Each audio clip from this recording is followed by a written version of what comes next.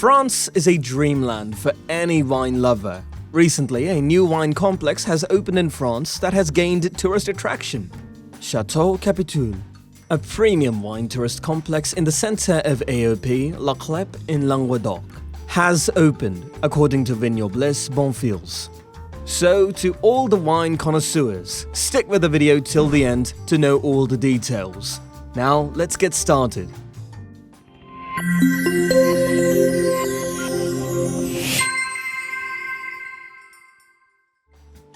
With 1,600 hectares under wine, the family-owned company is one of France's largest vineyard proprietors.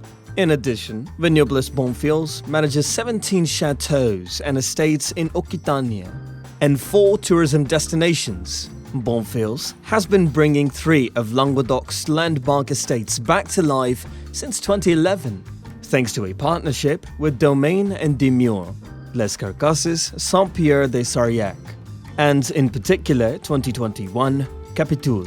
They've done the same in Roussillon with the inspired chateau Les Esperus. Being a wine tourism practitioner entails building an emotional link and becoming a region's ambassador, said Laurent Bonfils, the company's CEO. The property was purchased in 2011. The masterpiece of 19th century winery architecture has been repaired and changed after a 3-year makeover. The 93-hectare estate, which includes garrigue, olive trees, lawns, and 62 hectares of uninterrupted grapes, is set in the heart of Languedoc's largest national park and Natura 2000 area. Eco-friendly and sustainable procedures have been used to conserve the natural environment, particularly the site's water resources. A dry stone wall habitat has been erected around the boundaries of the vineyards for ocellated lizards.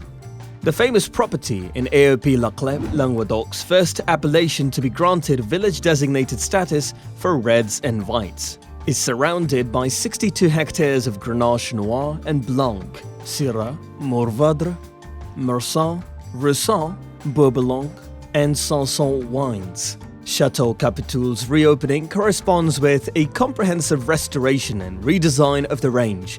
It produces 6 reds, 5 whites, and 3 Languedoc rosés under the La Clep appellation.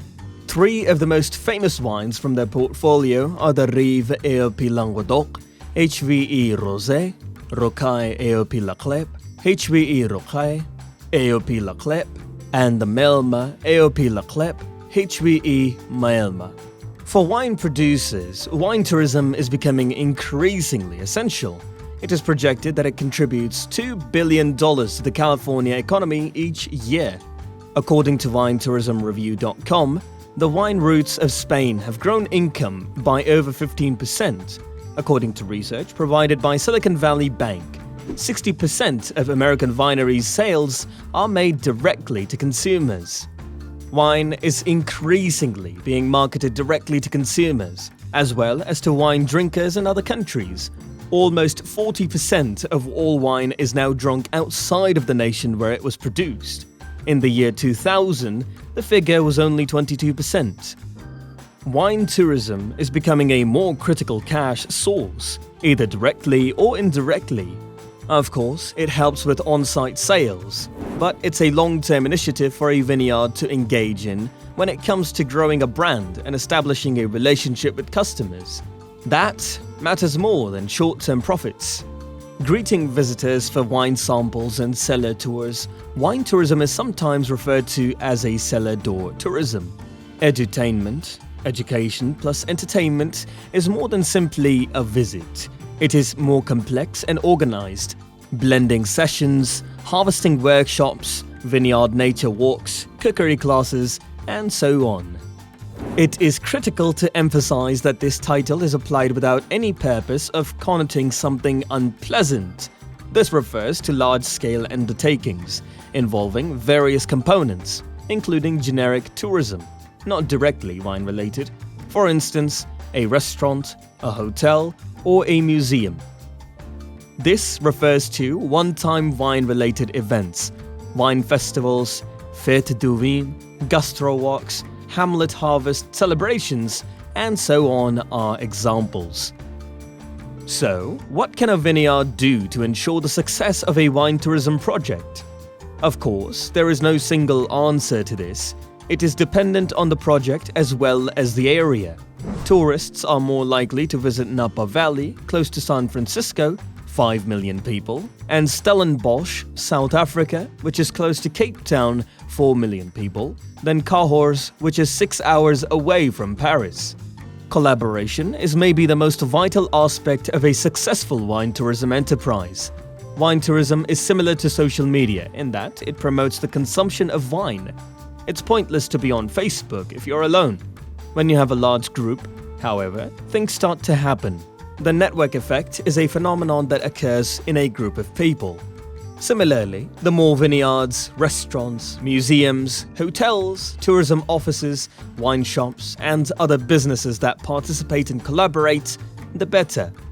If one's mindset is focused on competing rather than collaborating, this may not be a simple task.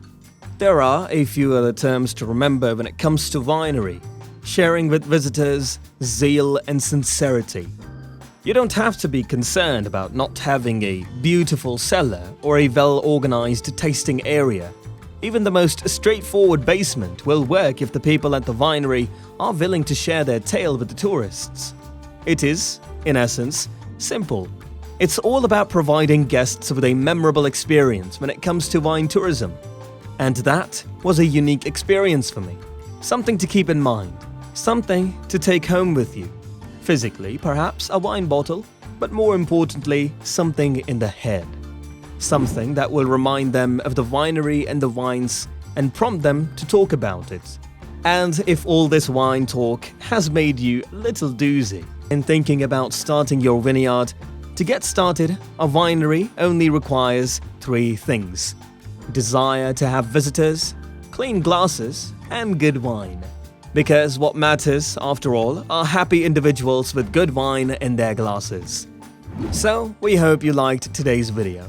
If you did, do not forget to like the video and subscribe to the channel for more amazing content. In this way, you will be notified when our next video will be live. We will see you in the following video.